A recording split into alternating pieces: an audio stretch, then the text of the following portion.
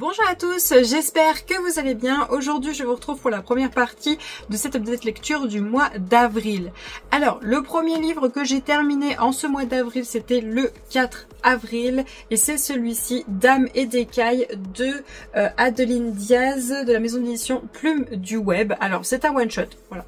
Déjà, il est super beau. Il est vraiment trop beau. Trop beau. Si vous êtes fan du bleu, voilà. Alors, dans cette histoire, on parle d'Olympe. Olympe, qui est une jeune femme qui est orpheline.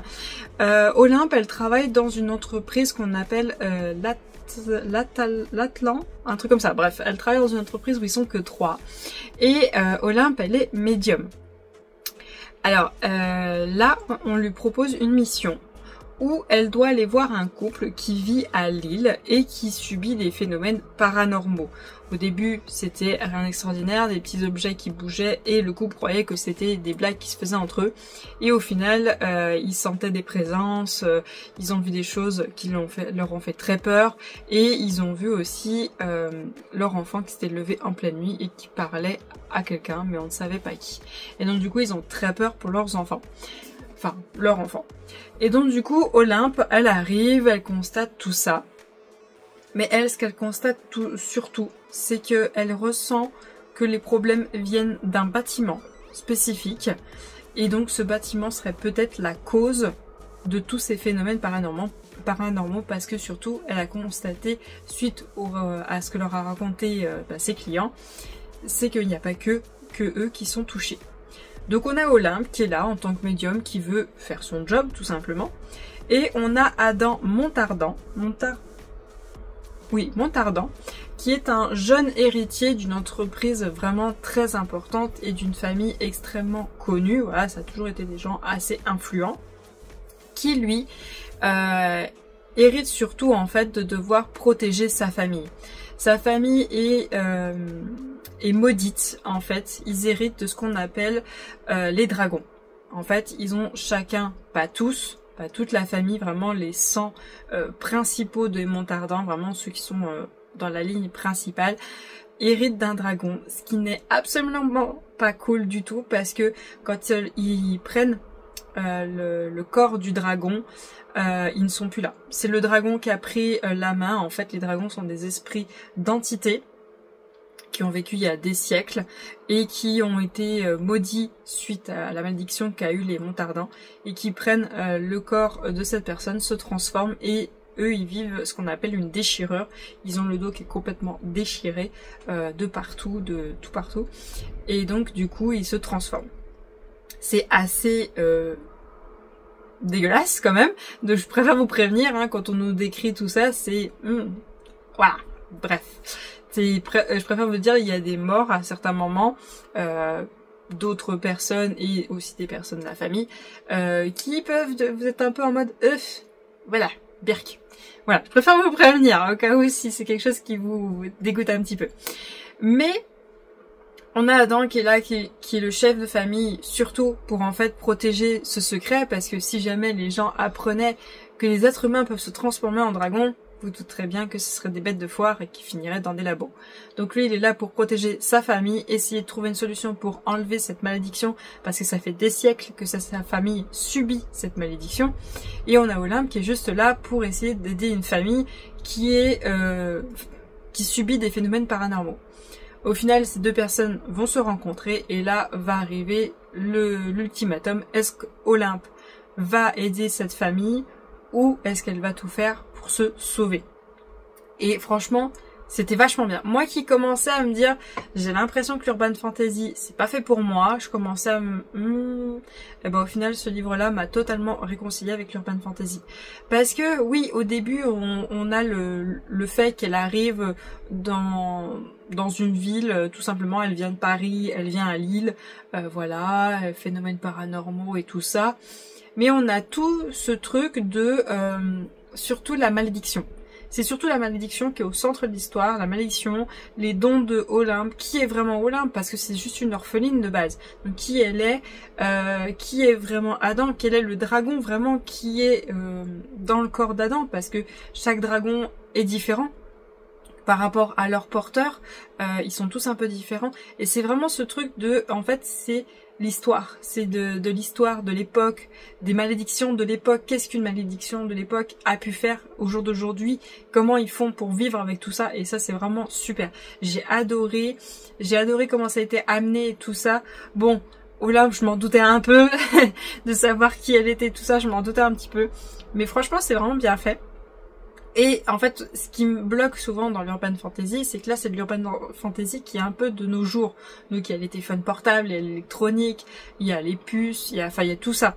Et là, ça a été bien amené. Parce que du coup, oui, il faut qu'ils protègent leur famille, mais ils ont dû se protéger en mettant en place qu'il faut qu'ils fassent gaffe maintenant, parce que maintenant, il y a des caméras partout, tout est surveillé, tout est électronique. Donc, il faut tout réussir à glisser de partout, tout en protégeant la famille. Et ça, c'est vraiment bien fait. Et on est là en mode, est-ce que vous, personnellement, si c'était votre famille qui avait cette malédiction, est-ce que vous seriez du côté de nos personnages principaux qui essayent de trouver vraiment la solution pour que cette malédiction s'arrête? Ou est-ce que vous serez du côté de d'autres personnages qu'on a dans l'histoire qui, eux, sont vraiment en mode, non, je veux protéger la famille, tant pis si on va rester encore comme ça, mais c'est pas possible, je ne veux pas risquer de mettre la famille en danger. Et franchement, c'est trop bien. C'est trop bien. J'ai adoré. J'ai vraiment adoré. Je vous le conseille. En plus, c'est un one shot, hein, il n'y a pas de tome suivant. C'est vraiment super bien exécuté. Moi, j'ai rien à redire, j'aime beaucoup. Après, j'ai pas été fan... Ah, comment vous dire sans vous spoiler? J'ai pas été fan, je vais dire, de la mère d'Olympe, parce qu'on apprend un petit truc sur elle. J'ai pas été fan d'elle, mais bon, c'est pas grave. Mais en tout cas, je vous le conseille à 1000%, il est trop bien. Je vous reprends pour la suite de cette update lecture. Alors, on est le 25 avril. Mais j'ai mis un coup de collier à un moment et je sais pas ce qui s'est passé. Donc voilà, je crois que ça va être le mois où j'ai le plus lu ce mois de cette année. Mais moi-même je suis choquée. Hein. Moi qui vous présente que 3-4 livres par mois, là je suis choquée. Mais, soit. Alors, en deuxième du coup, j'ai terminé le 10 avril The Such Girl King Université de Aya Estrella, le tome 2 de la duologie. Donc j'ai terminé une histoire. C'est de la maison d'édition Plume du Web. D'ailleurs, voilà, hop. Et comment vous dire que c'est incroyable. C'est génial, punaise. Oh, mais vous pouvez vraiment pas passer à côté de cette histoire. Franchement, même si vous n'aimez pas les contemporains, mais alors celui-ci, il va totalement vous faire changer d'avis. Franchement, il est trop bien. Et j'ai l'impression que suite à cette histoire, je deviens extrêmement difficile avec les contemporains. Mais ça, c'est de la faute de l'autrice. C'est de la faute de l'autrice, je cherche pas à comprendre. C'est trop bien, c'est incroyable, c'est... Oh. Rien que, alors là on est 15 jours plus tard après l'avoir lu. Je suis toujours en mode mais c'est trop bien, c'est trop bien. Alors là on est vraiment en mode au début la suite par rapport au tome 1. On est vraiment en mode tout ça, tout ce qui se passe dans le tome 1. Et après on nous met les avancées suite à l'enquête parce que c'est vrai que l'enquête on n'avait pas eu la conclusion de l'enquête dans le tome 1 et là on va la voir. Et on va voir la conclusion de plein de choses et c'est trop bien. Et alors, je donne mon avis par rapport à l'avis de quelqu'un que j'aime beaucoup, qui a dit, oui, dans ce tome 2, on voit plus, je vais dire Blue parce que je me rappelle plus de son prénom, je me rappelle juste de son pseudo. On voit plus Blue et la Reine des Neiges masculin. Je sais plus son prénom aussi, je crois que c'est Ace ou un truc comme ça. On voit plus eux que Elvira et... Comment il s'appelle lui déjà? Que Abel.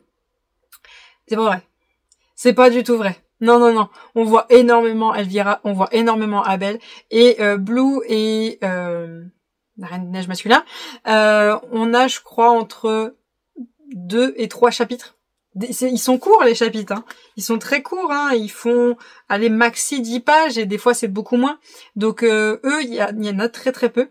On a un peu le frère de Elvira et du coup, son... futur peut-être petit copain. Dans cette histoire, on a peut-être 2 ou 3 chapitres pour eux, mais Elvira et Abel sont extrêmement présents. Hein. Et j'ai surkiffé. J'avais très peur qu'on ait beaucoup Blue et l'autre, parce que c'est pas des personnages qui m'intéressent beaucoup. dans ce tome 2, mais au final pas du tout. Elvira, elle est toujours là, elle est toujours badass, elle est toujours incroyable. J'adore cette fille, je l'adore. Alors elle a vécu des choses horribles, je suis d'accord, mais j'adore Elvira, je suis au summum pépite, c'est incroyable. Franchement, vous pouvez pas passer à côté, c'est trop bien. Par contre, oui, vers la quasi-fin, accrochez-vous parce que j'étais en mode je suis pas bien, non, c'est pas possible. J'avais le cœur qui serrait, je peux pas vous en dire plus parce que je vais vous spoiler. Et le dernier chapitre qui est, je crois, le prologue, non? Chapitre bonus. Le frère de Elvira fait un mood. Mais un mood, j'étais là. Oh, merci! Incroyable. Pépite, génial. Oh, j'ai surkiffé. J'étais en mode, mais c'est trop bien!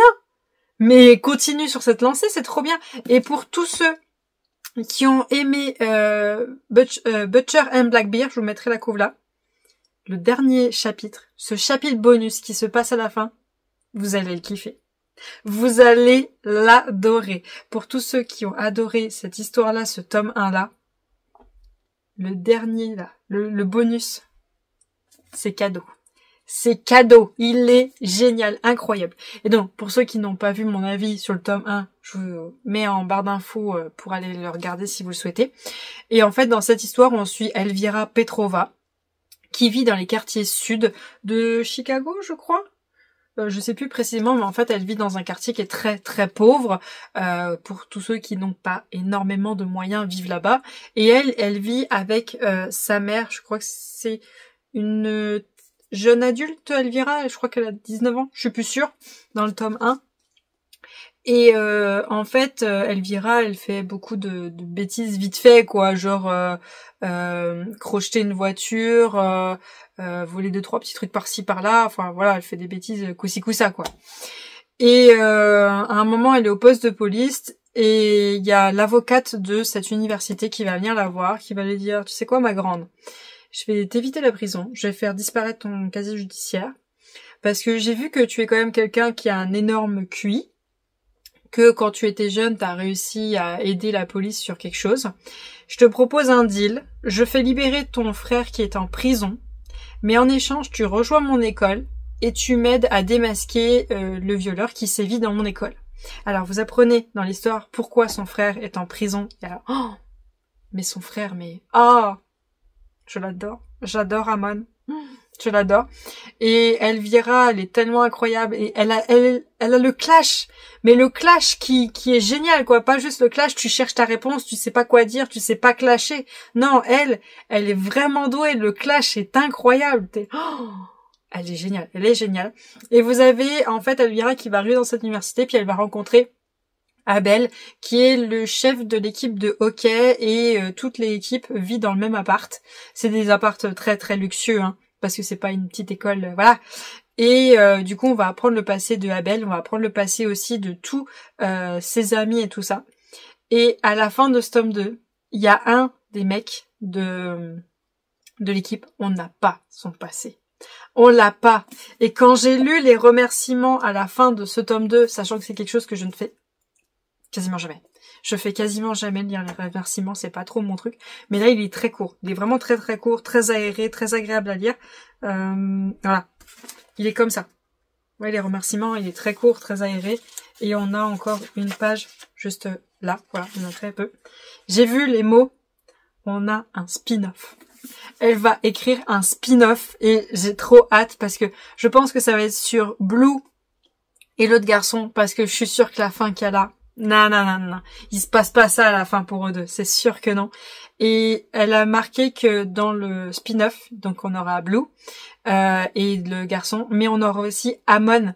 Amon sera présent et j'ai trop hâte. J'ai trop hâte. J'ai surkiffé. C'est trop bien. C'est génial. Par contre, faut avoir le cœur énormément accroché parce que c'est des gens qui ont vécu des horreurs étant plus jeunes. Vraiment des horreurs, mais haut level. Et qui en vivent encore maintenant. Et qui essayent d'avancer dans leur vie tout en essayant de se sortir de ces cages dans lesquelles ils sont enfermés indirectement. Donc franchement, c'est trop bien, c'est pépite, foncez. Et si vous avez jamais lu de contemporain, que vous êtes plutôt dans la fantasy, vous pouvez pas passer à côté. Vous pouvez pas. Il faut y lire. Il y a 2 tomes. Franchement, allez-y. Foncez. Et d'ailleurs, je profite pour dire que l'autrice sera là au salon Romance Fever. J'aurais trop envie de lui faire un câlin, je crois. limite, j'aurais envie de lui faire un câlin. Ensuite, j'ai terminé le 13 avril le manoir de Castlecat, l'automne des aspirants, donc le tome 1. Donc cette histoire, je crois qu'elle est en 4 tomes et on a déjà les 3 premiers tomes qui sont sortis. C'est de la maison d'édition Scrineo, c'est écrit par Alain T. Puységur et c'est du jeunesse.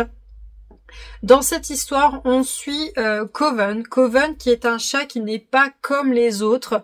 Alors dans ce monde-là, les chats parlent et font de la magie ou ce qu'on appelle de la magie mécanimation. C'est une magie qui est très minime quand on n'a pas les bases, quand on va pas à l'école pour l'apprendre, où on peut manipuler un peu la mécanique et lui donner vie. Ce qu'on voit un petit peu juste là. Et Coven, lui, il est très différent des autres chats parce que c'est un chat où il a des écailles. Il a des écailles un peu comme des écailles de dragon, si vous voulez, il a un peu ça. Et en fait, il vient d'une famille qui vit un peu en mode dans la ferme, campagne et tout ça, où ils gèrent leur culture et tout ça. Et Coven, il a toujours voulu aller apprendre la mécanimation. On n'a jamais vraiment cru en lui et il s'est dit cette année, je vais intégrer l'école de Castlecat. Alors on suit tout son parcours pour intégrer cette école. On suit ses rencontres. D'ailleurs, comment est-ce qu'elle s'appelle celle-ci là, Brune, elle est trop bien. Je l'adore. Elle est vraiment trop bien. Et du coup, on suit la rencontre de Coven et de ses 3 autres amis. Et je peux vous dire que déjà là, avec cette image, on vous cache énormément d'informations. Beaucoup d'informations. Rien qu'avec celui-ci. C'est comment Lexio. Rien qu'avec Lexio, on vous cache beaucoup d'informations. Et à chaque chat, là, on vous cache plein d'informations que vous apprenez à la fin. Et du coup, il faudra que je fasse attention dans le tome 2, parce que dans le tome 2, on a une illustration, on a toutes les informations, la même que celle-ci, mais avec toutes les infos qu'on apprend plus tard. Et c'est trop bien. C'est trop bien. En fait, on a Coven qui va rencontrer ses amis. On va apprendre comment il va réussir à rentrer dans le manoir de Castlecat parce que il y a des épreuves pour pouvoir rentrer dans le manoir. Tu peux pas rentrer comme ça. Non. Faut réaliser les épreuves, faut les passer et tu peux rentrer dans le manoir. Et après, on a comment Coven va pouvoir rester dans le manoir parce que Coven cache un autre secret du fait d'avoir des écailles sur son dos qui fait que normalement, il a rien à faire là. Il peut pas rentrer dans le manoir Castlecat et on apprend son autre secret. On va apprendre comment il va faire pour rester. D'ailleurs, cette info-là, elle n'a pas été dessinée dans le tome 2, j'aurais bien aimé, mais elle n'a pas été dessinée d'ailleurs, j'espère peut-être dans le tome 3. Et c'est tellement bien, on a les infos par rapport au manoir, ce qui va se passer et tout ça. On a les infos par rapport à ceux qui ont créé le manoir, à ceux qui gèrent le manoir et tout ça. Et c'est trop bien fait, on a plein de messages de bienveillance dedans, on a plein de messages c'est pas parce que on te dit ça que tu ne peux pas réellement faire certaines choses, c'est pas parce que tu as tel problème ou tel handicap ou telle différence par rapport aux autres que tu ne peux pas avancer, que tu ne peux pas faire les mêmes choses qu'eux. Il faut pas se bloqué parce que toi t'as pas ça, t'as pas cette possibilité physique ou mentale ou autre que tu peux pas faire la même chose que ces gens-là. Et il y a tellement de messages et c'est trop bien fait. Franchement, c'est vraiment en mode, c'est véridique, c'est un Poudlard revisité en mode les chats et en mode un peu plus enfantin quand même. Après, à ce qui paraît, ça devient un tout petit peu moins enfantin en fonction de comment on avance, mais bon, je vous dirai un peu plus une fois que j'aurai lu le tome 2 et le tome 3, qui sont déjà sortis d'ailleurs. Et en fait, les premiers chapitres, en fait, on vous explique ce que va faire le méchant, qu'on nous dit pas qui c'est. Et on ne dit pas les conséquences de ce que va faire le méchant. Et en fait, au fur et à mesure de l'histoire, on a l'histoire de Coven, comment il avance, tout ça. Et on voit un peu des choses arriver, on se dit, ah, ça c'est dû à ce qui s'est passé au tout début. Et du coup, on a toutes les infos au fur et à mesure qui viennent. Et là, il nous en manque encore énormément. C'est le tome 1, mais c'est tellement bien fait. C'est trop bien. C'est vraiment génial. Il y a beaucoup de passages qui m'ont fait rire. Il y a 2 passages qui sont sombres, mais c'est parce qu'on apprend... c'est pas qu'on apprend, c'est que ce qui est dit n'est pas n'est pas à dire à un enfant ou à quelqu'un qui veut avancer, tu vois. C'est des phrases méchantes, mais il y en a très peu. Genre, il y en a deux. Il y en a deux que j'ai relevés, mais c'est pour faire avancer l'histoire, tu vois. Et il y a des passages qui sont extrêmement beaux, extrêmement mignons, extrêmement incroyables. Et Coven, waouh, incroyable. Franchement, génial de chez génial. J'adore. Je sais pas si l'auteur sera présent aux Imaginales, parce que je l'ai rencontré aux Imaginales l'année dernière, je lui ai acheté le tome 2 l'année dernière, puis je lui ai fait dédicacer le tome 1, et je regrette absolument pas. Je regrette absolument pas, c'est trop bien. Là, je vais essayer de lire le tome 2, mais je sais pas s'il sera là aux Imaginales. En tout cas, pour le moment, il est pas du tout annoncé. J'essaye quand même, on sait jamais, on verra bien. Mais franchement, je vous le conseille à 1000%. Et quand je lisais, j'étais en mode, je sais pas si vous avez vu le film de, comment c'est le nom? Comme Chien et Chat, c'est sorti en 2001, je vous mets l'image là. Et à un moment, dans ce film, il y a le grand méchant chat qui sort la phrase les chats gouverneront le monde. Et j'étais en mode, mais c'est ça en fait. C'est ça, c'est totalement ça. Alors après, on n'est pas du tout dedans. On n'est pas du tout, il n'y a pas du tout notre monde, il n'y a pas les humains et tout ça. C'est vraiment les chats. Leur vie à eux, comment ils vivent, et si jamais ils souhaitent après aller au manoir de Castlecat, qu'est-ce qu'ils peuvent y gagner d'aller dans cette école, qu'est-ce que ça peut leur apporter plus tard. Et franchement, c'est trop bien. Si vous adorez les chats, allez-y. Si vous aimez un peu le mode école et magie, allez-y, franchement. C'est best of the best. C'est trop bien. Ensuite, le 16 avril, j'ai terminé celui-ci, Nice to Meet You, de Samantha Morgan et Ellie Dioza de la maison d'édition Plume du Web. C'est un one-shot, il n'y a qu'un seul tome à lire, après c'est terminé. C'est une romance contemporaine. Et dans cette histoire, on suit Jeanne, qui est une jeune détective. Anciennement, je peux pas vous dire, sinon je vais vous spoiler. Elle faisait un autre métier avant, et dans son métier, elle est très impliquée. Elle veut faire dévoiler la vérité et aider au maximum ses clients. Donc, elle se risque à tout, même à se mettre en danger, même à se mettre dans des positions extrêmement délicates pour avoir les preuves pour ses clients. Donc elle s'applique au maximum. Jeanne a vécu une tragédie dans son enfance et du coup elle a été élevée par son oncle.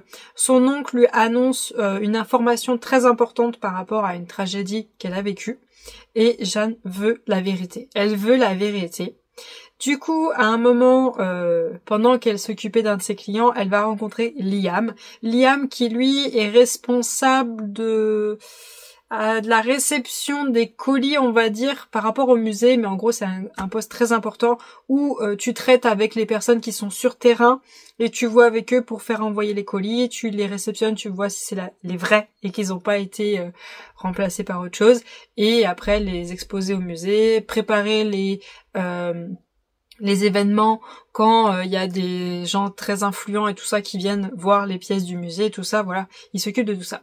Sauf qu'à un moment, Liam, il va devoir aller à un endroit par rapport à la demande d'une de ses sœurs, et il va rencontrer Jeanne. La chose est claire et nette, ils ne s'aiment pas du tout.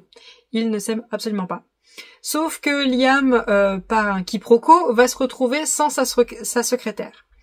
Et suite à la demande de son mentor, il va devoir accepter sa nièce comme secrétaire pour un stage pendant un certain temps. Sauf que cette nièce en question, c'est Jeanne. Voilà. Donc les deux vont devoir travailler ensemble. Elle veut trouver des preuves précises par rapport aux tragédies qu'elle a vécues étant plus jeune.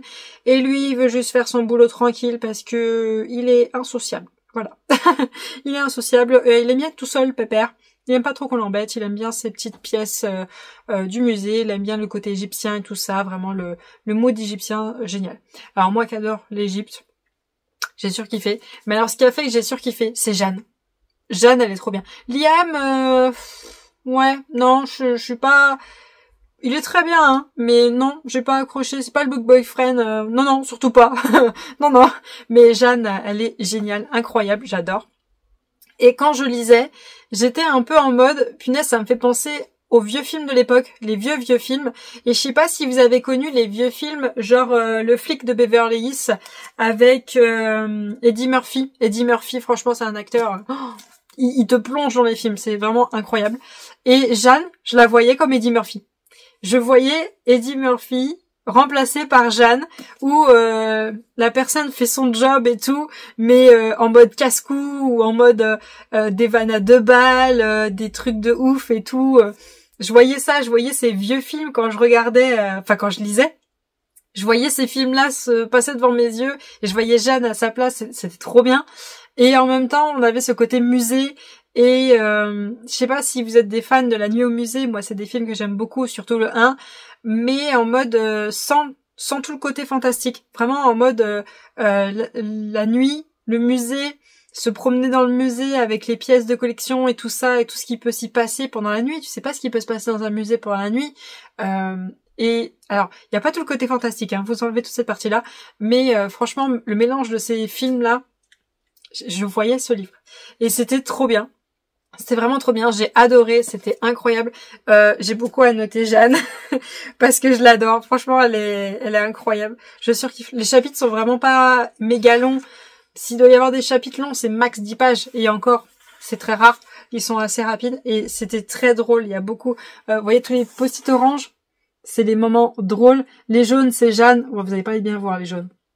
Voilà, j'ai annoté les petits passages horribles de l'enfance de Jeanne, hein, parce qu'on apprend ce passage horrible qu'elle a vécu. Et cette romance entre les deux qui est assez spéciale, parce que voilà, la raison pour laquelle ils finissent ensemble, c'est assez spécial. Et la fin, le grand méchant de la fin, je m'y attendais pas du tout. Je m'attendais au méchant, mais pas au gros méchant de la fin. Je m'y attendais pas du tout. Et en fait, je me dis, en fait non, l'autrice elle me l'a dit. Elle me l'a dit en fait. Elle m'a lancé des clins d'œil et j'étais en mode, ouais en fait j'étais tellement focus sur Jeanne que les clins d'œil que nous a mis les autrices, je les ai pas vus. Je les ai absolument pas vus. J'ai pas tiqué, donc du coup j'ai adoré. Par contre, point mauvais pour l'histoire, le spicy. Le spicy arrive à un moment dans l'histoire, à plus de la moitié de l'histoire, arrive le spicy.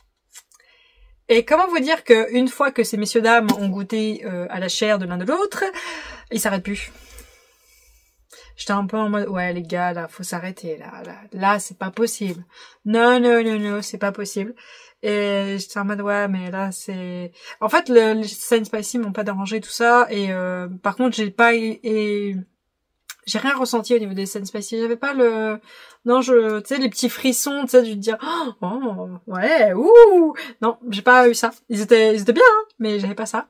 Et, j'étais un peu en mode, au bout d'un moment, décollez-vous, les gars. Décollez-vous. C'est pas le moment. Vraiment pas le moment. Mais bon, il y en a quelques-unes. Voilà, je crois qu'il y en a 1, 2, 3, 4, soit 4, soit 5. Je suis pas sûre. Et j'étais un peu en mode, c'est pas le moment les gars, c'est vraiment pas le moment, mais bon, soit. Mais franchement, il est vraiment très bien, et l'autrice sera là au salon Romance Fever, je vais lui faire dédicacer, et j'aime beaucoup. Alors je sais plus laquelle des deux sera là. Je sais pas s'il y a les deux, ou si les deux seront là, je sais plus du tout. Ensuite, le 18 avril, j'ai terminé le tome 1 de la saga, oui, le dernier conte qui est Pomme d'Or, écrit par... Il est où son nom ? Alexiane Thiel de la maison d'édition Hugo Romance. Le tome 2 est déjà sorti, le tome 3 sort au mois de mai et le tome 4 sort au mois de juin-juillet, un truc comme ça. Bref. C'est incroyable. C'est trop bien. J'ai adoré. Pourtant, j'y suis allée à reculons parce qu'une amie l'a lu et elle m'a dit qu'elle a pas aimé. Et j'ai adoré. Alors, est-ce que j'étais en mode est-ce que je vais vraiment aimer ou ça se trouve j'ai pas aimé et du coup j'étais en mode ouais, mais c'est trop bien. J'ai fait que j'ai kiffé, je ne sais pas. Je ne saurais vous dire. Dans cette histoire, on suit Ariane.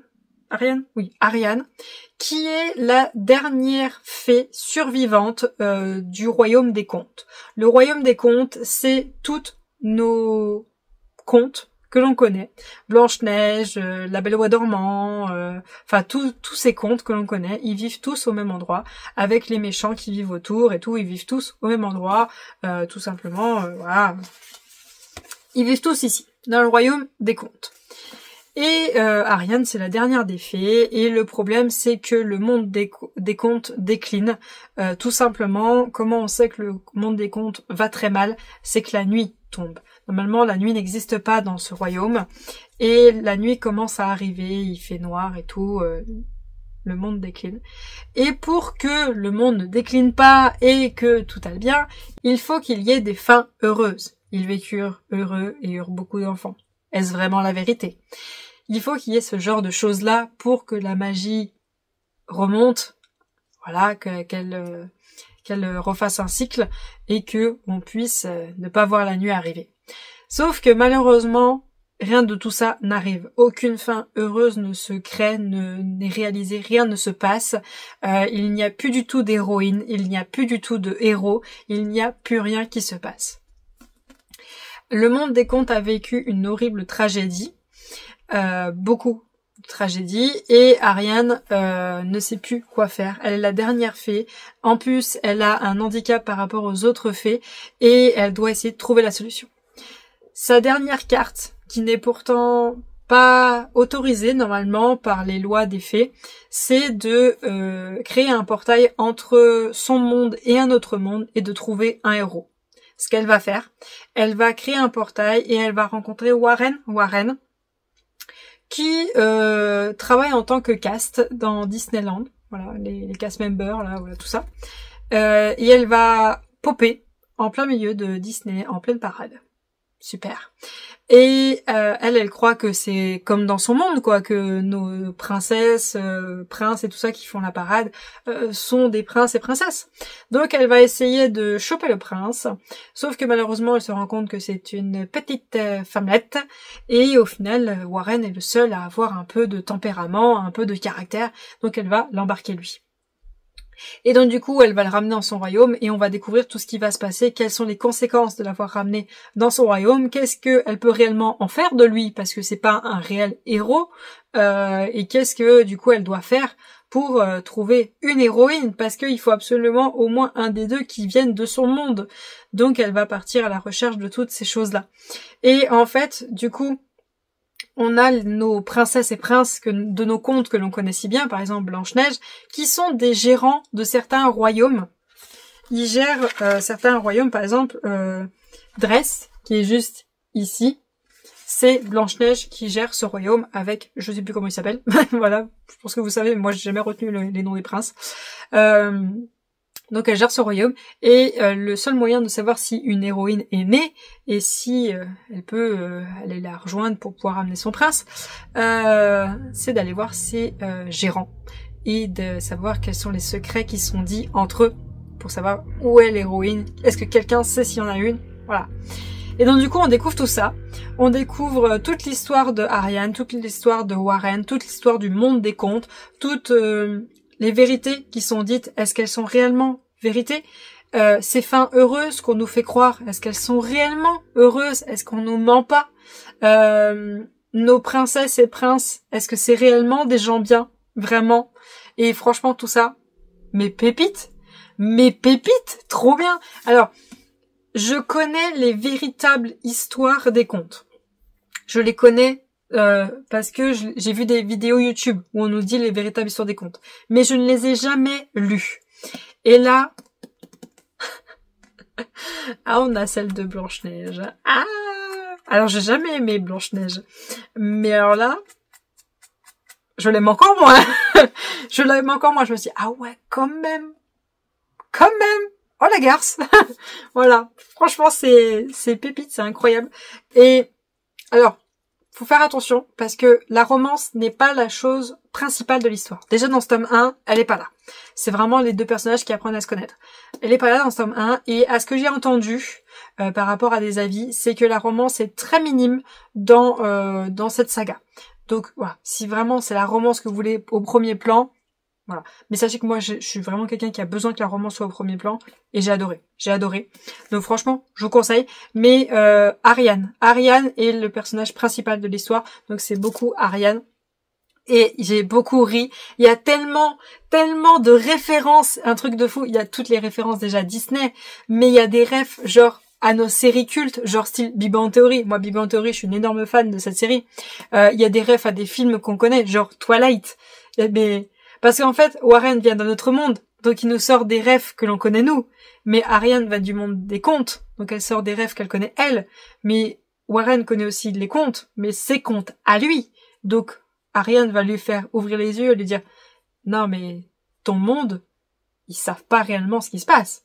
Ils savent pas les vérités. » Et du coup, c'est pépite. Et en fait, au début, j'étais un peu en mode ouais, c'est une réécriture un peu en mode Once Upon a Time, où Once Upon a Time, eux, c'est tous les personnages des contes qui se retrouvent dans notre monde, et voilà ce qui se passe. Et là, ça serait le mode inverse, où Warren, lui, se retrouve dans le mode des contes. Et au final, Warren, à un moment, il dit il appelle Ariane d'une certaine façon. Et au début, j'ai pas tiqué.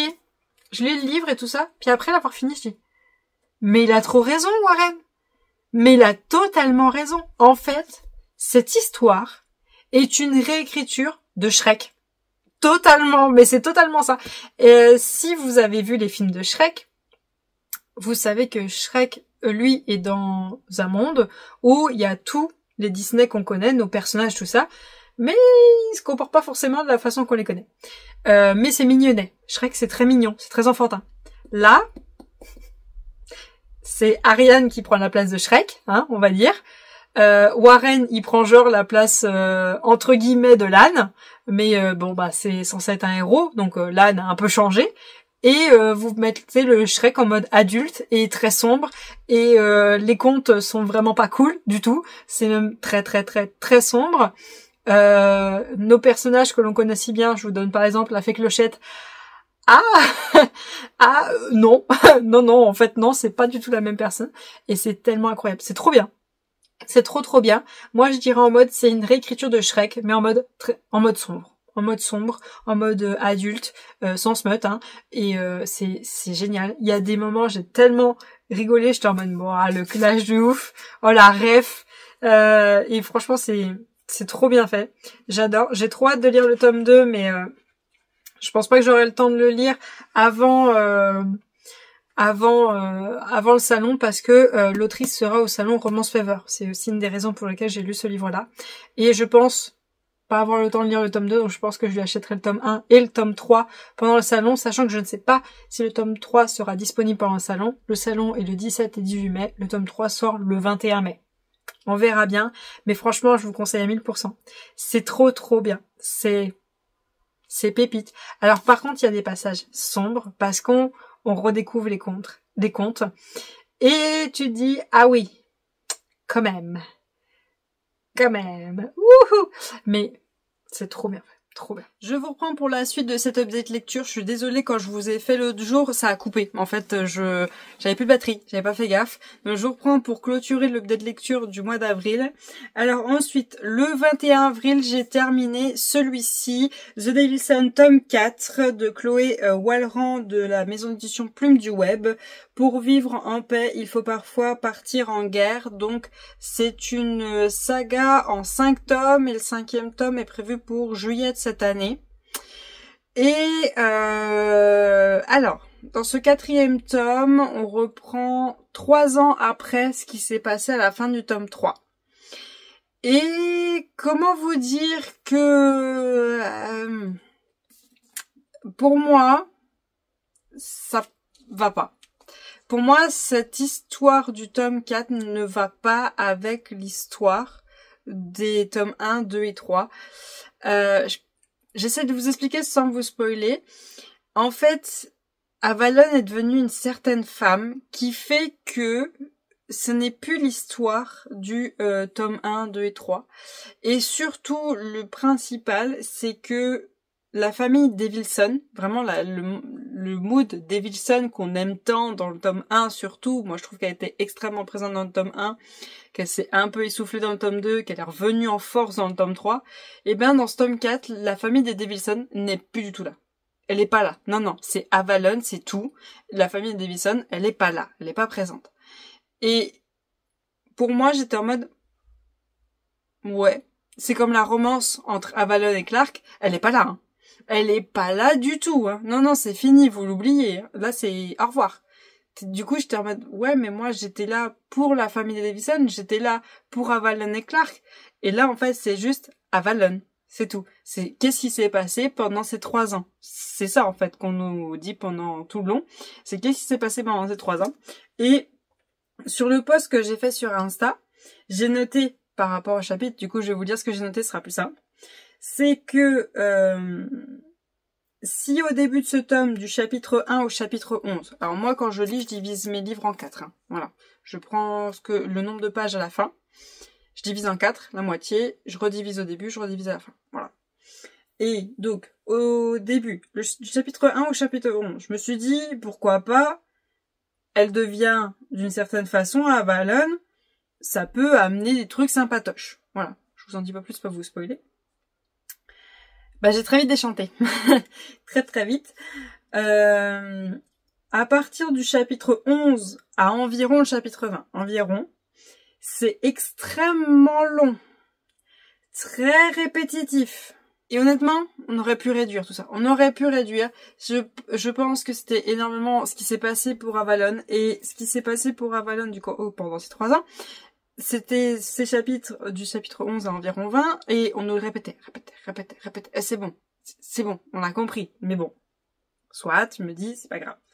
À partir du chapitre 20 à environ 29, on retrouve un tout petit peu, mais alors vraiment un tout petit peu, notre famille des Devilson. On la retrouve un petit peu, mais tu vois, elle est bancale. Elle est très fragile. Elle est vraiment très bancale. Du coup, j'étais là, on n'est toujours pas ça, on n'est toujours pas dans le mood. Et arrivé du chapitre 29 à la fin, c'est là que tout se dévoile, tout se déroule, tout est dit, tout est dévoilé, toutes les vérités, et c'est là que on a le gros boom. Et j'étais en mode, ouais. J'étais en mode, tout ça pour ça. Je me suis dit, attends. Tu nous as passé 3 ans. 3 ans, tu nous les as passés. Il s'est soi-disant passé tout ça pendant 3 ans. Même si pour moi, c'est un petit peu bancal, hein. Sachant qu'on connaît Avalon, on sait les problèmes qu'elle a, la maladie qu'elle a, c'est un petit peu bancal. Mais soit. T'as passé tout ce temps à m'expliquer ce qui s'est passé pendant 3 ans. Et à me le répéter 40 fois. Ouais. Tu m'as totalement enlevé la famille des Devilson, alors que c'est vraiment le truc qu'on surkiffe dans cette saga, c'est la famille des Devilson. Tu me l'as totalement enlevée. Elle est à peine présente. Aïe. Et entre Avalon et Clark, non.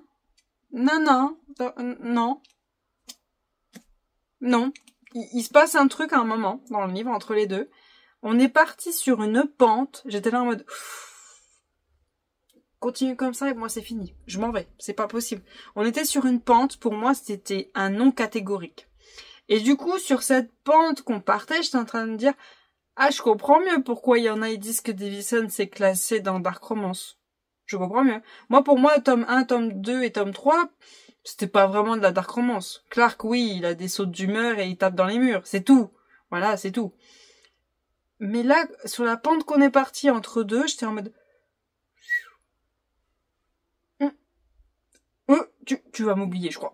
Mais, bon, je suis allée jusqu'au bout. Et j'ai eu beaucoup de mal à lire le livre. C'est vraiment, je me forçais à les lire parce que il fallait que je la suite, il fallait que je comprenne.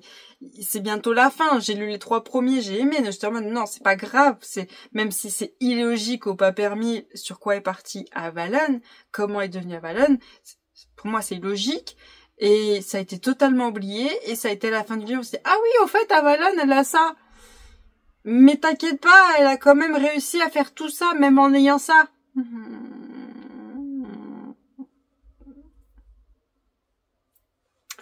Et alors la fin, quand on nous rappelle qu'Avalon, elle a ça quand même, hein, et qu'on nous sort, oui, tu peux pas attendre, faut que tu le fasses maintenant, nanani nanana.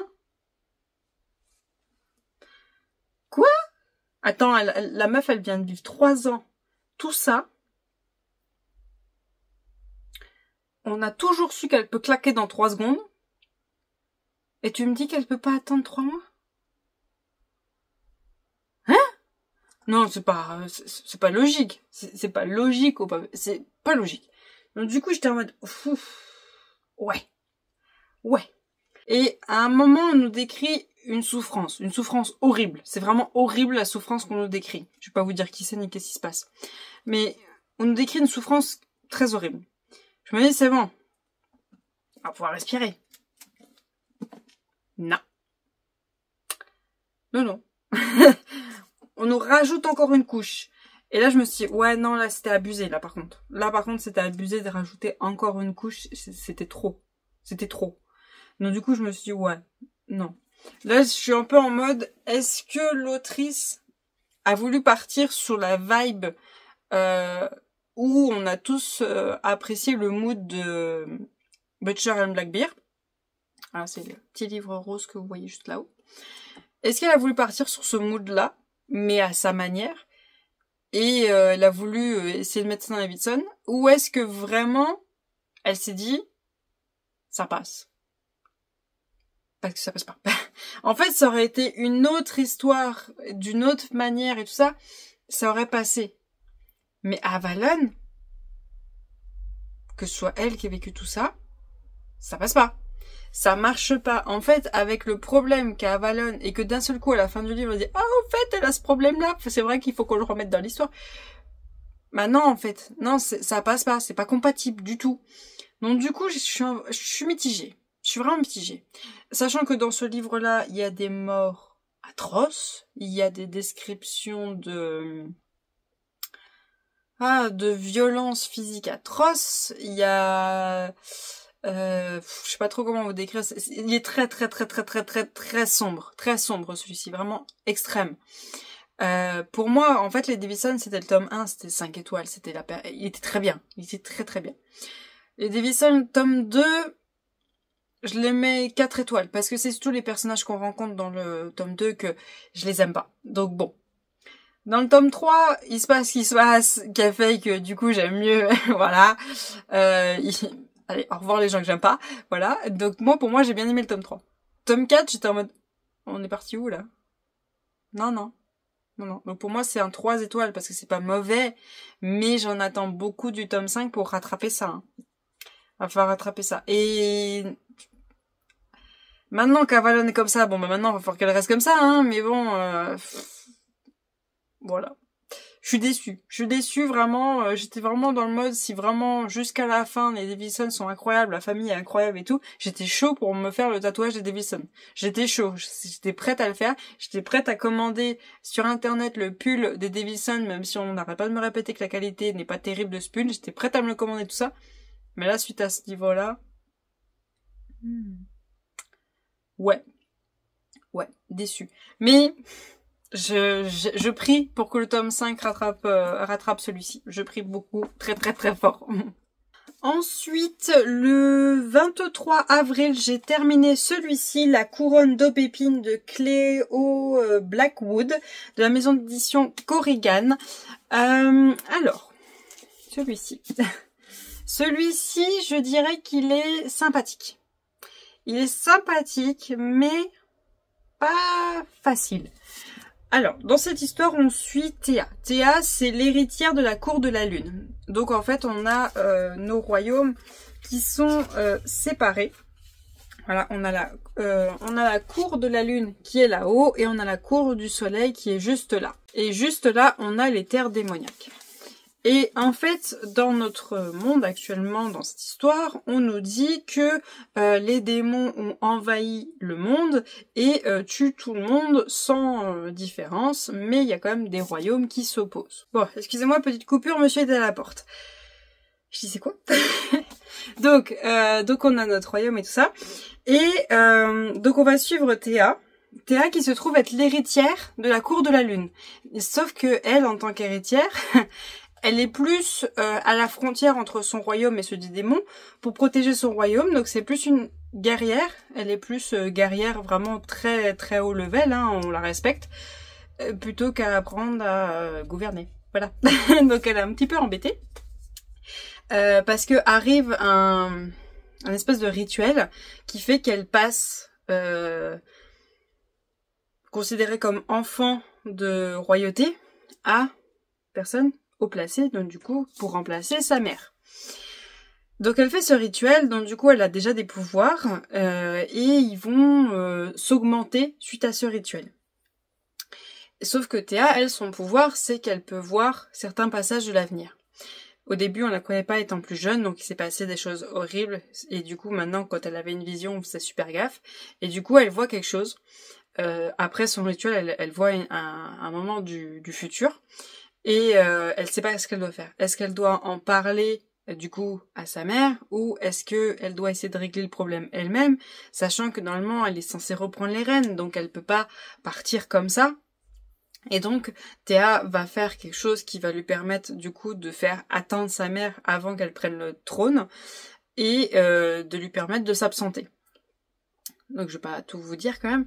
Et du coup, Théa va aller dans la cour du soleil, qui sont leurs ennemis normalement, pour essayer d'empêcher la vision qu'elle a eue. Je vous dis pas tout.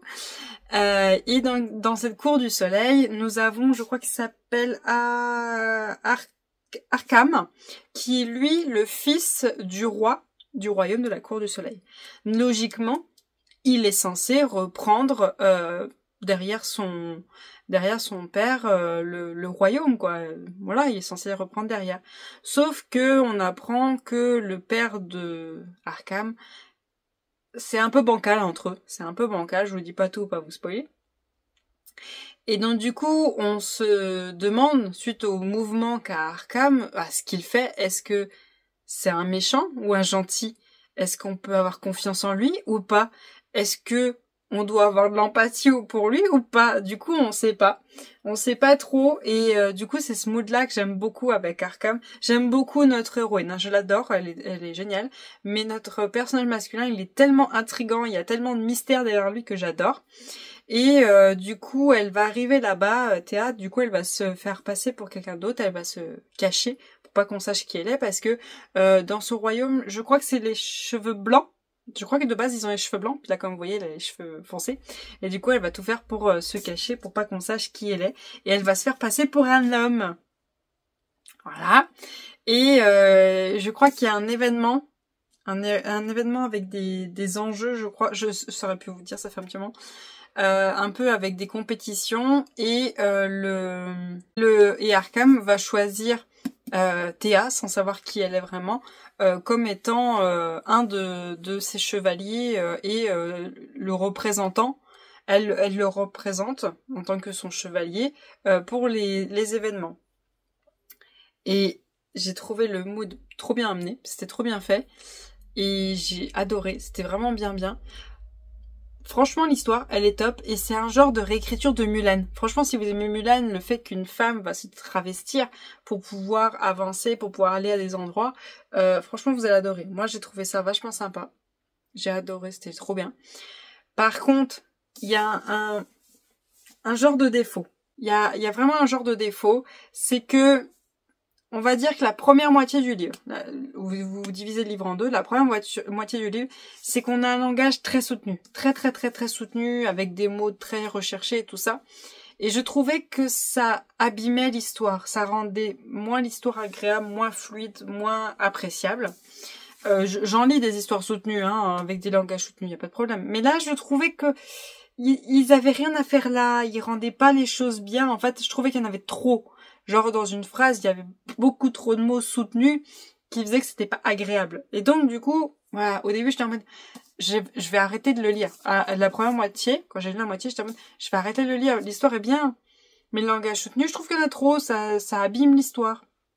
Et du coup, je me suis dit, non, tu continues. Emma, il est pas énorme, le livre, tu continues. Et ben, vous savez quoi, ce langage soutenu, il disparaît. Comme ça. Il disparaît.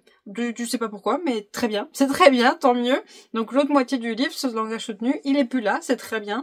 Ça rend l'histoire beaucoup plus agréable, beaucoup plus fluide, c'est mieux. C'est beaucoup mieux. Alors de temps en temps, tu le revois popper, mais d'une façon où il gêne pas. Il fait pas tâche. Donc du coup, c'est très bien. C'est très bien.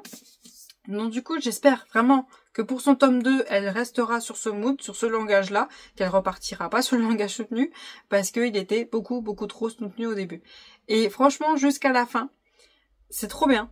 C'est trop bien. Et alors, je sais pas s'il y en a qui vont être comme moi, Mais quand je lisais ce livre-là, j'étais un peu dans le mood de Seven Deadly Sins, l'animé. Je sais pas si vous avez vu l'animé Seven Deadly Sins. Je crois que c'est la saison 2. Il y a des démons qui pop. Et alors je pense pas que c'est ces démons-là qu'elle voyait, l'autrice, mais moi je voyais Seven Deadly Sins saison 2 avec les démons et tout ça. Je voyais ça. Voilà. Sauf que les personnages dans Seven Deadly Sins saison 2, ils sont pas beaucoup habillés, les filles, donc voilà. Mais bon, je sais pas pourquoi. Quand je lisais, je voyais Seven Deadly Sins. Je me demandais pas pourquoi, mais j'apprécie beaucoup l'histoire. Et j'espère vraiment que le tome 2 sera tout aussi bien. D'ailleurs, je vais rencontrer l'autrice au salon Romance Fever. Donc, j'espère en parler avec elle parce que pour le moment, je crois que le tome 2 n'a toujours pas de date. Ça fait 2 fois qu'il est annulé en sortie. Donc, on verra bien. Mais, je vous le conseille. Par contre, prenez vraiment un moment pour le lire. Faut vous poser et être tranquille. Il est pas épais, mais faut vraiment que vous soyez à un moment très calme. Et que vous prenez le temps d'apprécier, de lire, de comprendre, surtout pour la première moitié. Après le reste, je vous promets, ça va se lire, mais tout seul, mais à une vitesse. Et il y a 380 pages. Sachant que les Korrigan, c'est écrit gros. Hein. C'est vraiment écrit gros. Je vous conseille, mais en mode posé tranquille. Alors, ensuite, j'ai enchaîné 2 DNF. Alors, tout d'abord, j'ai DNF celui-ci qui est Campus Escort Red Black Mail de Erin Graham de la maison d'édition Addictive. Et je suis allée jusque là, vous voyez. J'étais pas tellement loin de la moitié, hein. Je suis allée page 153, la moitié est là. Mais alors, on perd beaucoup de pages. Hein. On en perd énormément, les chapitres sont extrêmement courts, mais il y a plein de choses qui vont pas. Alors, je vais vous lire ce qu'il y a dedans. Étudiant le jour et escorte la nuit, il cloisonne ses 2 vies jusqu'au moment où, pour financer son cursus au sein de la prestigieuse université de Cambridge, Lennox est prêt à tout et comme son petit boulot au Queen Beer, le bar le plus cool du campus, ne lui suffit pas, il joue les escortes, il dissimule scrupuleusement ce pan de vie jusqu'au jour où il est reconnu et soumis à un chantage. Il ne sait pas exactement ce qui lui est demandé, son secret sera révélé, il pourra dire adieu à ses études. L'objet du chantage, c'est Alexis, une jeune femme perdue au corps blessé par une épreuve douloureuse. Lennox doit lui redonner confiance en elle, mais interdiction de coucher avec elle. Alexis ignore totalement la vérité. La véritable raison pour laquelle ce type a tombé lui tourne autour et elle est bien décidée à ne pas se laisser approcher. Trouver les failles d'Alexis, s'y engouffrer, la faire briller, c'est à la portée de Lennox. Mais il ne faudra surtout pas succomber. Alors je crois que c'est une trilogie ou alors il y en a 4, je sais plus, tout est sorti. Et en fait, dans cette histoire, donc on va suivre Alexis qui revient à l'école après suite à un drame. Le drame, on ne le connaît pas. On ne dit pas pourquoi il y a eu ce drame. Elle revient à l'école et tout. Et elle essaie de reprendre ses études et tout ça parce qu'elle faisait à distance. Sauf que pour avoir son diplôme qu'elle veut absolument, il faut absolument qu'elle retourne en cours pour l'avoir. Et on suit du coup Lennox qui lui est un jeune qui est à la fac, qui travaille dans un bar avec ses potes qui sont aussi ses colocataires, ils sont 3 ou 4 je sais plus. Et ils ont découvert un système pour gagner plus de sous, ils sont sur une appli qui permet que des femmes ou des hommes leur demandent de venir et voilà, il y a une partie de chambre en l'air et ils sont payés suite à ça. Voilà. Ça leur permet de gérer un peu plus d'argent. Sauf que, voilà, ça la foutrait mal si jamais quelqu'un apprenait qu'il faisait ça en plus. Voilà. Et donc, Lennox va se faire cramer par une certaine personne. Je pense avoir découvert qui c'était dès le début. Je pense savoir qui c'est. Et elle va lui faire du chantage et lui dire, tu vois la fille là-bas, qui s'appelle Alexis, tu vas aller lui parler, la faire se sentir bien, la faire se sentir femme, la faire se sentir en sécurité, la faire se rendre compte qu'elle est très belle, qu'il n'y a pas de problème ni rien, mais tu couches pas avec elle. Lennox au début, c'est bon, j'ai pas que ça à faire, sauf que elle risque, celle qui lui fait des chantages, de lui avouer, d'avouer à tout le monde ce qu'il fait comme métier. Donc du coup, il se retrouve obligé à devoir essayer d'approcher Alexis discrètement sans qu'elle se rende compte de rien, de devoir être ami avec elle et de développer des choses. Ok. Alors, c'est extrêmement lent. C'est très lent. C'est très très lent. Pourtant, les chapitres sont très courts. Très très courts. Mais c'est très lent. C'est très très très très très lent. Et c'est relou. C'est très très relou. Et il y avait des petits moments qui m'ont fait sourire. Pas rire. Juste sourire. Et je me suis dit, oh, pourquoi pas. Mais ça m'a pas happé. Ça m'a pas du tout happé. Et je trouvais qu'il y avait des sujets intéressants et pourquoi pas importants à aborder et que à un moment, Lennox, il a un rendez-vous avec une de ses clientes et tout ça. Ça aurait été super intéressant de travailler sur ce moment, de balancer du sujet et tout ça, d'avoir le vrai point de vue de Lennox, de montrer que pour lui, être libre de son corps, de le vendre, de faire l'amour avec d'autres femmes et tout ça, ça ne dérange pas. Il n'y a rien de mal à ça. On aurait pu appuyer sur ce sujet que ce n'est pas grave, hein, si les deux personnes sont consentantes, si les personnes se rendent compte des choses, elle n'est pas avec un couteau sur la gorge, elle n'est pas obligée de le faire. Je trouvais qu'on aurait pu appuyer ce sujet-là. Non. Donc du coup, j'étais en mode, ouais, non, on avait un truc intéressant qui m'intéressait, quoi. Et je me disais, ah ouais, on peut parler de ça, tu vois, pourquoi pas? Non. Peut-être que ça vient plus tard, mais bon, voilà. Et du coup, on est vraiment sur le truc avec Alexis. Alors Alexis, je crois savoir ce qui lui est arrivé, mais je suis pas sûre à 100% encore. Mais ça m'intéresse pas. En fait, Alexis, je m'accroche absolument pas à elle. Mais alors absolument pas, elle m'intéresse absolument pas. En fait, c'était Lennox qui m'intéressait. Et le sujet qu'on pouvait aller, il vient pas. Et donc du coup, ça me... Voilà, au bout de 153 pages, je vous ai dit, ouais, 153 pages, bah, j'en ai eu marre. Et je me suis dit... Et là, c'est de la punition, carrément. C'est même pas tu veux savoir. C'est de la punition, tu t'en fiches. Donc, ne continue pas. C'est pas fait pour toi, c'est pas fait pour toi. Ça sera pour quelqu'un d'autre. Donc du coup, je me suis dit, bon, on arrête là. Je vais le mettre en vente et tant pis. Ça m'embête parce que du coup, je sais pas réellement ce que Alexis, du coup, a vécu. Qu'est-ce qui a fait vraiment qu'elle s'est absentée? Je suis pas sûre, hein, je pense. Mais, voilà. À part Lennox qui m'intéresse, c'est tout. Et encore, le sujet que je voulais aborder n'est pas abordé, en tout cas, aurait pu, mais il n'a pas été fait. Peut-être qu'il est fait plus tard.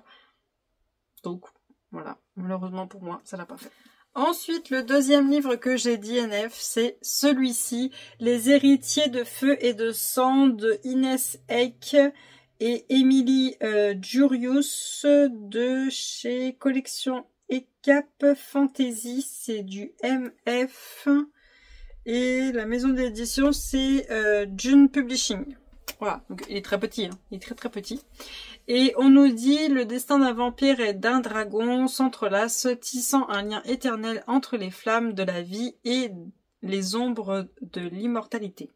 Dans un monde où les créatures surnaturelles vivent sur la planète bleue, au sein de royaumes séparés, vampires et dragons se retrouvent confrontés à une menace qui met en péril leur communauté. Aubrielle Fildaerea, héritière vampire réputée pour sa froideur et son détachement, va chercher de l'aide auprès d'Ace Darkor, prince dragon connu pour son esprit indomptable. Alors que leur alliance est marquée par d'incessantes querelles et un jeu de pouvoir, Aubrielle et Ace vont devoir s'associer à Twing Magister, un puissant démon, afin d'atteindre leur objectif commun, sauver leur peuple respectif. Entre affrontements, échanges cinglants et moments passionnels, les héritiers vont devoir accepter de remettre en question leurs propres convictions afin de faire perdurer cette improbable collaboration. Alors, j'étais en mode, ouais, dragon, et en plus vampire, j'étais en mode, waouh, ça va être trop bien. Ah ben. Eh ben en fait, ce livre-là m'a réconforté sur un point. Je suis très compliquée sur l'urban fantasy. Oh là là. Ah, je suis très dure. Ah, je suis très très très dure sur l'urban fantasy. L'urban fantasy, pour ceux qui savent pas, c'est du fantastique. Mais dans notre monde. Genre, actuellement, il y aurait du fantastique avec les téléphones portables, les PC et tout ça. Voilà. Ça, l'urban fantasy. Eh ben, ça me confirme que je suis compliquée. Alors, premier petit point que j'ai trouvé un petit peu bancal. Vous voyez quelque chose? Ah, ça, c'est la carte. On a tout ça de libre. Voilà, ça, c'est la carte. Bon, soit. Ensuite, je me suis dit, oh, avec cette image-là, ça peut que être génial. Non. En fait, on va suivre, du coup, je sais plus le nom du mec, on va suivre le mec qui, lui, en vérité, est est le fils du roi des dragons, on va dire. Et dans le mood des dragons, pour eux, les humains servent juste à procréer. Voilà. En fait, les dragons ont une libido très haute. Et quand ils font des humains, c'est juste pour... Quand ils vont voir des humains, c'est juste pour créer des enfants et avoir d'autres dragons pour continuer à faire perdurer leur race. C'est tout. Et lui, il est pas chaud d'aller voir une humaine juste pour ça, pour procréer. Donc du coup, il s'est un peu barré. Il s'est barré du monde des dragons et il est venu de notre monde et voilà, il fait sa petite vie, voilà, il fait son petit boulot qui s'est mis en place, comme quoi en fait, il est là pour aider pour du surnaturel. Il a fait une genre de phrase qui permet qu'on découvre qu'en fait, c'est un détective pour du surnaturel. Soit, il fait sa petite vie.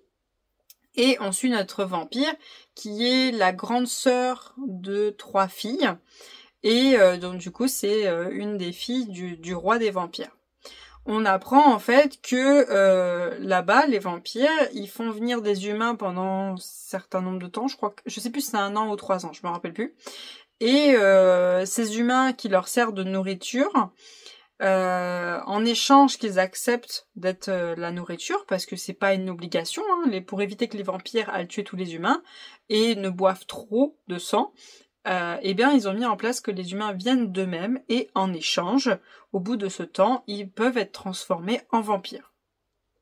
Sauf que suite au dernier rituel, certains humains en sont décédés. Du fait de se transformer. Et ce n'est pas du tout normal. Donc du coup, ils ne peuvent pas faire repartir les humains qui leur ont servi de nourriture, parce que sinon ça va se dire à tout le monde, du coup il n'y aura plus personne pour les nourrir. Et du coup, ils sont là en mode, on peut pas non plus faire venir d'autres humains, parce que du coup, on ne sait pas d'où vient le fait que maintenant, ils meurent si on les transforme. Donc du coup, ils savent pas ce qu'ils font. Et du coup, le père des vampires, il va dire à ses filles, allez trouver cette solution, moi je ne peux pas bouger de là, j'ai trop de trucs à régler, donc allez trouver cette solution. Et donc du coup, la plus grande va s'en occuper, elle va aller dans le monde des humains pour essayer de voir ce qui se passe, et elle découvre qu'il y a un enquêteur, et du coup elle va aller le voir. L'enquêteur, lui, n'a pas beaucoup de thunes, et en mode, ouais bah meuf, tu me donnes la thune déjà tant, et je fais la recherche sur ton enquête. Elle lui donne la thune. Bon, il se passe des trucs autour, hein, mais je vous dis pas tout. Elle lui donne la thune. Lui, il fait sa petite vie. Au final, il se dit, je la reverrai jamais. Vas-y, j'enquête pas sur son truc, j'en ai rien à foutre. Elle, au bout de 2 semaines, alors, elle lui a donné une énorme somme, hein, vraiment énorme somme. Au bout de 2 semaines, ah bah c'est bon, j'ai pas de nouvelles de lui, je vais aller faire taper du poing et tout ça et tout. Je croyais que ça urgeait ton truc là. Pourquoi t'attends 2 semaines? Hein? Bref. Donc du coup, il va la voir. Enfin, elle va le voir. Et elle le retrouve en train de culbuter 2 meufs à fond les ballons, voilà. Sans les mettre enceintes et tout ça. Nanana. Et donc, elle lui fait bien comprendre qu'il a intérêt d'enquêter et qu'il avance sur l'enquête. Ça, ce que je vous ai raconté, c'est 50 pages. C'est 50 pages. Et le livre fait 249 pages. C'était pas intéressant, c'était... Puis alors avec la télé, voilà, le démon, à un moment, il explique à la vampire ce que c'est qu'une télé, comment ça marche et tout ça. Attends, tu vas me dire que meuf, depuis le temps que vous êtes là, vous les vampires, que vous faites venir des humains chez vous, t'as toujours pas découvert la télé? Ouais, bon, soit. Après, les téléphones portables. Je me suis dit, oh putain. Ah non, mais ça passe pas. Ça passe pas, les téléphones portables. Encore quand c'est une romance, oui. Mais quand c'est de la romantésie. Pour ça, l'urban fantasy, ouf. C'est bancal pour moi, c'est bancal. C'est pour moi, hein, c'est mes goûts. Hein. Et du coup, j'étais en mode, où tu vas, ma grande? Où tu vas? Et donc, du coup, à bout d'un moment, j'étais en mode, ouais. Et alors, quand on m'a décrit la scène de smut, là, de monsieur, avec les deux nanas, et la vampire qui le surprend, et tout, et... Ouais. Bref. Voilà. Moi, j'étais en mode, je pensais qu'il allait y avoir un truc entre les deux, quoi, et tout. Et là, au bout de 50 pages, j'essaie déjà passé tout ça. Je me suis dit, ouais, non, Emma, faut que tu te speed dans tes lectures, là, en ce moment. T'as des salons qui arrivent. On passe. On passe. Tant pis, ça m'embête, mais alors, dans un sens, ça m'embête pas, parce que oui, ça, c'est magnifique. Oui, ça, c'est magnifique. Enfin, ça, c'est pas beau. Mais alors ça, c'est laid. Y a pas d'autre mot à lire. Ça, c'est laid. Voilà. Ça m'avait... Quand je l'ai vu, j'ai fait... c'est pas beau, ça. C'est pas beau. Donc, je m'arrête là. Je m'arrête là. J'ai encore 2 livres à lire de cette maison d'édition. Mais alors ça... Autant, je vous dirais, allez lire Dame et d'écailles. Dame et d'écailles, c'était beaucoup, beaucoup mieux. Mais alors ça... ouais. Je trouve ça pas ouf. Ça peut... On peut en venir au mode... Je pense que si j'étais jusqu'au bout, je vous aurais dit c'est bien. Mais pas ouf. Ça, c'est le genre de truc, je pense que même si j'étais au bout de 2 mois, je m'en rappelle plus, quoi. Au bout de 2 mois, je me rappelle plus. Déjà là, ça fait quoi que je l'ai lu? Ça fait 2 semaines, à peu près. Ça fait un tout petit peu moins de 2 semaines. Je me rappelle plus trop, quoi. Pour 50 pages. Donc ça fait 200 pages de lu et qui finit en DNF. Voilà. Ensuite, pour finir avec ce mois d'avril, j'ai terminé le 28 avril, Affronter la nuit de Marie Replin de la maison d'édition PKJ. Donc c'est dans le rayon jeunesse. J'ai lu celui-ci et j'ai trouvé l'histoire sympathique. J'ai trouvé sympathique et j'ai apprécié ma lecture. En fait, dans cette histoire, on suit Liv Audrey, qui est une jeune orpheline qui a été recueillie par un homme étant très jeune et qui le considère comme son père. Un jour, elle va devoir, comme tout le peuple, se rendre à un événement qui est le changement, entre guillemets, d'année. En fait, dans ce monde, une année, en fait, c'est... Ça dure c'est une année, c'est une nuit. En fait, notre année, donc du 1er janvier au 31 décembre, il fait tout le temps nuit. Tout le temps nuit. Et donc, il fait de plus en plus froid. Vous savez, comme dans la nuit, nous, une nuit, plus les heures passent et plus il fait froid, et après la température remonte. Et ben, eux, c'est ça sur toute une année. Et quand on change d'année, et ben, il fait que jour. Il fait tout le temps jour, donc il fait de plus en plus chaud au fur et à mesure de l'année, et après ça rabaisse. Et donc du coup, leur année, c'est tout le temps ça. Que du soleil ou que de la nuit. Voilà. Et toutes les années, ça tourne comme ça. Donc c'est comme ça qu'ils vivent, et à chaque moment, ils se regroupent tous et ils vénèrent leur déesse Oria. Et leur déesse Oria, elle désigne des personnes qui sont présentes à ce moment-là, qui deviendront des futurs... je sais plus comment on appelle ça, des futurs... je sais plus si on dit cavaliers. Je sais plus, enfin des personnes qui seront là pour les protéger, donc des chevaliers, on va dire, parce que je me rappelle plus le vrai nom, le vrai terme qu'elle a donné l'autrice. Donc on va dire des chevaliers, qui seront là pour les protéger et qui les protégeront des gens malhonnêtes, parce qu'il y a plusieurs royaumes, et des gens, et les protégeront aussi des dragons, parce que les dragons se trouvent être leurs ennemis. Quand il fait tout le temps jour, ils les voient extrêmement rarement. Sauf que quand c'est une année de nuit, c'est extrêmement dangereux parce que les dragons, justement, ils en profitent pour venir et pour faire leur loi. Ils en savent pas grand-chose sur les dragons parce que ils sont vraiment coupés les uns des autres, et seulement quand les dragons viennent, ils font que attaquer, ils font rien d'autre. Donc, notre personnage féminin va se retrouver sélectionné et devoir quitter toute sa famille, sachant qu'elle n'est pas sûre de les revoir un jour, et aller à l'académie pour être formée pour devenir un genre de cavalier, on va dire, ou chevalier, comme vous le voulez. Je me rappelle plus du terme. Et donc du coup on y va, du coup elle va faire elle va faire genre des cours, qui soient physiques avec les armes, qui soient mentales et tout ça, pour savoir quel type de force elle a. En fait ils ont différents pouvoirs et ils sont sélectifs et on apprend si c'est des personnes de la tête, des personnes du poing, donc plus de combat, et il y avait un autre truc, je sais plus, je me rappelle plus ce que c'est. Et du coup, on apprend ce qu'elle est, tout ça au fur et à mesure. Et c'est vrai que j'ai vu pas mal de choses par rapport à ce que d'autres personnes disent. C'est que ça ressemble à Force Wing. Ouais, ça ressemble un peu à Force Wing qui est là-haut. Mais d'une autre façon, tu vois, c'est Force Wing mais différent. Vraiment, c'est vraiment ça. C'est Force Wing mais revisité, revu d'une autre manière et tout ça. Et c'est Force Wing mais sans smut, pas de smut. C'est Force Wing sans certaines choses, mais il y a beaucoup de choses qui ressemblent énormément à Force Wing. Et même je trouve que la mise en page qui a été faite, où on nous met des petits passages comme ça, genre du livre ou du livre des chevaliers, du livre des informations de la déesse Auria et tout ça, ça ressemblait beaucoup au livre Force Wing en lui-même. Et il y a beaucoup de gens qui ont dit ça. Et c'est vrai, ça ressemble. Mais l'autrice s'est déjà exprimée là-dessus. Elle n'a pas lu Force Wing, donc elle s'excuse s'il y a des choses qui se ressemblent. Mais elle n'y peut rien. Elle n'a pas lu Force Wing. Et elle ne veut pas y lire pour ne pas que le tome 2, il y ait des ressemblances aussi. Elle le lira plus tard quand elle aura terminé cette histoire-là. Donc du coup, je me dis, en fait, cette histoire, elle est très bien. Je l'apprécie beaucoup, hein, je l'aime beaucoup. Mais si vous avez lu Force Wing et que vous avez aimé le fait qu'il y ait ce smut, qui est vraiment le fait de pouvoir monter sur les dragons, je sais pas si vous allez aimer celui-là, parce que c'est vraiment un jeunesse, hein. Et donc du coup, la romance n'est pas le sujet principal, pas du tout. Non, non. Le sujet principal, c'est vraiment le monde, notre héroïne, et savoir pourquoi les dragons attaquent. Voilà, pourquoi. Vraiment, on veut savoir ça.